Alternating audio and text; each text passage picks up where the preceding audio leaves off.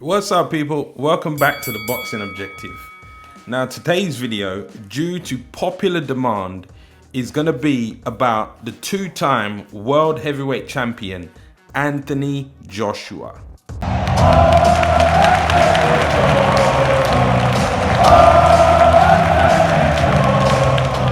Now, before we get into the video, I just want to let you guys know that at the 200 subscriber mark, I'm going to be giving away a whole slew of boxing related prizes.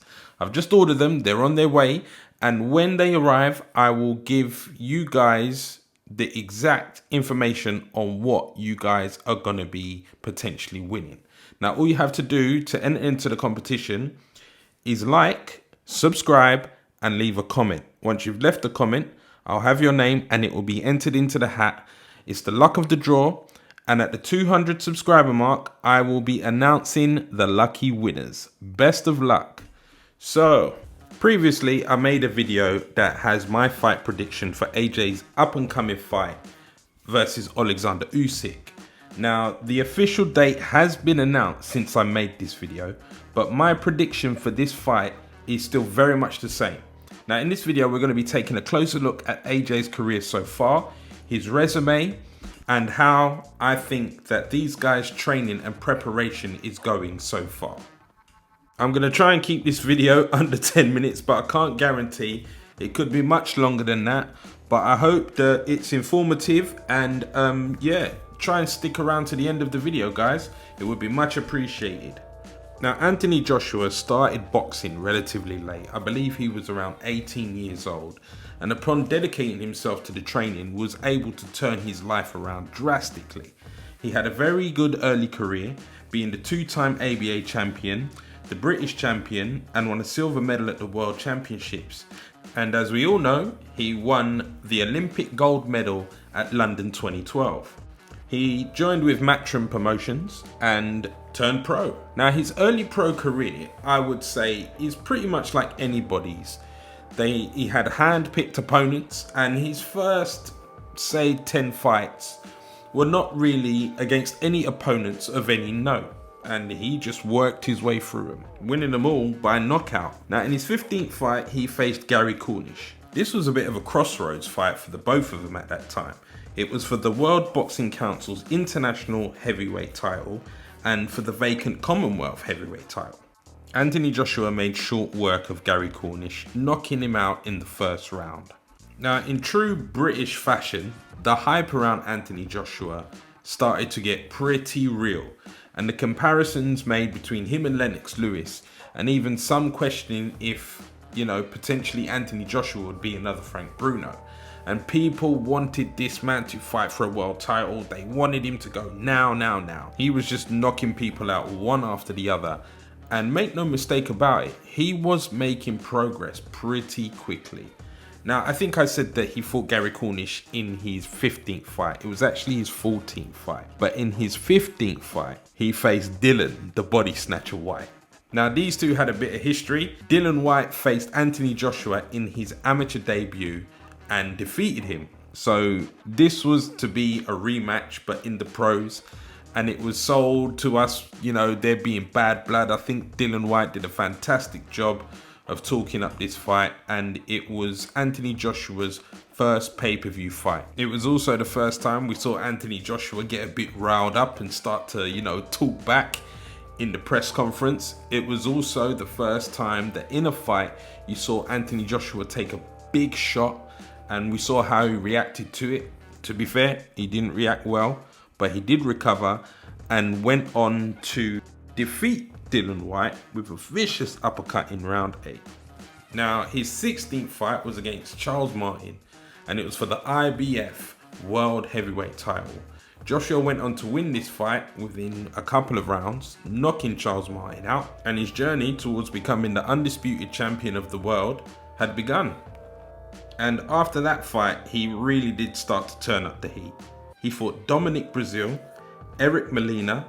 He defeated Vladimir Klitschko, winning the WBA and IBO belts. He defended all 3 of his belts against Carlos Takam.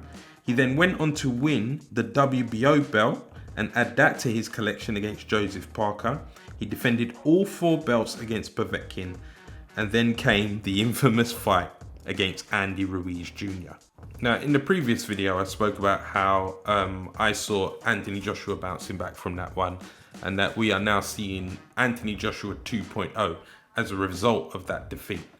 And as we all know, he then came back to fight Andy Ruiz in the rematch, defeating him and regaining his belts. He then went on to fight Kubrat Pulev, knocking him out in devastating fashion, and is now set to fight Alexander Usyk in September. Now, Alexander Usyk will be Anthony Joshua's 25th fight. And looking at all the opponents he's faced, it can be said that maybe he's had the better run of opposition than Tyson Fury. Tyson Fury did in fact fight Vladimir Klitschko in his 25th fight. Deontay Wilder never really fought anybody of any note until his 34th fight, when he fought Bermane Stiverne for the WBC title. You could even argue that maybe it wasn't until his 36th fight when he fought Arthur Spilka. But hey, you can only fight the opponents that are in front of you, and every man's got to walk his own path, and these guys' careers were obviously guided a lot different. But Anthony Joshua seems to have jumped right in there and fought contender after contender. Now, regardless who you're backing for the undisputed fight, and regardless of what you think is going to happen, we all want this fight to happen. And Lord willing that both these guys get through their next opponents, maybe we will get this fight at the end of the year. I'm going to save my opinions and predictions for this fight for another video, but I do sincerely hope that they figure out how to get this fight done as soon as possible. Now, I think it is fair to say that Tyson Fury is indeed the #1 heavyweight there is out there right now. And the reason why I think he's deserving of this title is simply because he's undefeated. Now, who is the best is yet to be decided. And in some ways, the heavyweight division is still very much wide open. We don't know what's going to happen. Now, people have questioned Anthony Joshua's chin. And to be fair, I think it's very, very tricky questioning a heavyweight's chin. I mean, it's the heavyweight division. We all know that one punch can change everything. And I think you should maybe measure a guy's chin in the heavyweight division by how he recovers, because they're all hitting pretty damn hard. Maybe only Wilder has got that, one punch knockout power. Tyson Fury's claiming that he now possesses that. It's obvious that he is not pillow fisted. And Anthony Joshua, well, we know that accumulation of his punches is going to drop anybody. Now, could they all withstand each other's best shots? I seriously doubt it, but who knows? We will see. AJ is a very fundamentally sound boxer and is probably the best finisher in the heavyweight division today. He puts combinations together very well, and I would say his punches are very crisp. Now, he is defensively responsible, but I also think his defense is quite underrated because it doesn't seem to catch the eye. It's a bit ugly, it is a bit messy, but it is quite effective. One of the things that AJ does defensively that I first noticed was how he creates defensive traffic. He does this consistently by using the long guard. This active defense can easily protect you from a jab, it can protect you from a right cross, and when leaving the lead hand low can also protect you from a jab in the body. At times, having this active defense can even prevent punches from even happening. Now, he has been known to move his head on occasion. He's definitely no Mike Tyson or no Saul Canelo Alvarez, but there has been times when he's moved his head pretty well. I'd say his footwork is pretty decent too, and he is a devastating counter-puncher. Now, prior to losing to Andy Ruiz, AJ was quite an agile guy for, a 6'6" unit. But as the years passed, he did start to pack on more muscle, obviously to pack a harder punch.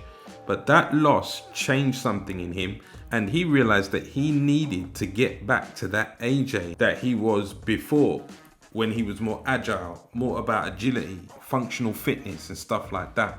Now, I believe in his preparations to fight Usyk, he's been all about this kind of training, focusing on boxing and working on his movement. It's a big ass robot. Yeah.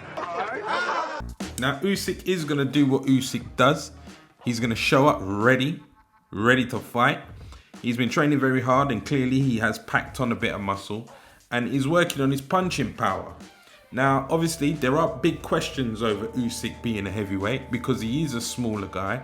He's naturally a cruiserweight, I would say, and as we all know, he is on that very short list of undisputed fighters, winning the World Boxing Super Series and becoming one of only 9 undisputed champions in boxing's history. So Usyk will show up. He is. And I just believe that Anthony Joshua's agility is going to really cause him some problems because AJ is going to be able to move his feet.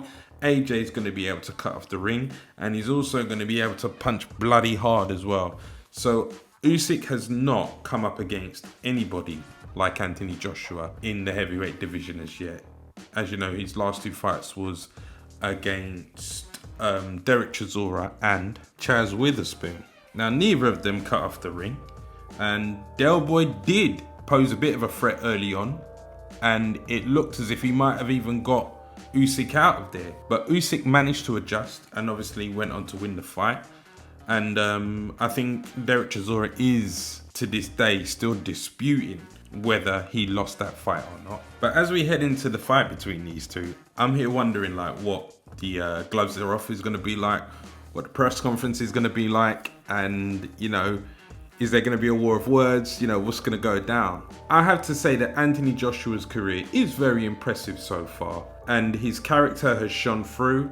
His philosophy and his approach towards boxing is very, very positive. He speaks in a manner which suggests that he's always going to consider himself a student of boxing. And even though he is edging closer towards being the finished article, in my opinion, he still approaches it like he's not learned everything. And that's an admirable quality. That's a quality that if we all had that quality within us and maintained it and kept it, you know, we'd be able to go as far as we could with whatever it is that we were doing. And I think that Anthony Joshua has got a good chance of becoming undisputed champion. I'm gonna save that for another video. I'll actually do a video about undisputed. If AJ gets past Usyk and Tyson Fury gets past Wilder, then let's hope the undisputed fight happens, like we've discussed that previously. But I believe that, you know, this is the hottest time in boxing since how long? Boxing's hotter than ever right now. And, you know, we got to sit back, enjoy it, because the fights are going to be coming thick and fast. And I can't wait for this one. So that's me. That's all I got to say on this subject. I really do appreciate all the support so far. Be sure to subscribe if you haven't already, and enter yourself into the giveaway competition that's coming up at the 200 subscriber mark. We are going to grow. We are going to get there. And this community is going to continue to deliver you guys boxing content. I did do this video as a result of the people in the Objective community on Instagram requesting it. If there's any other video that you guys want me to cover, I do feel like I should do a Tyson Fury one next. You know, you guys let me know and I'll be happy to do that for you. But until then, thanks a lot, and I will catch you guys on the next video. Peace.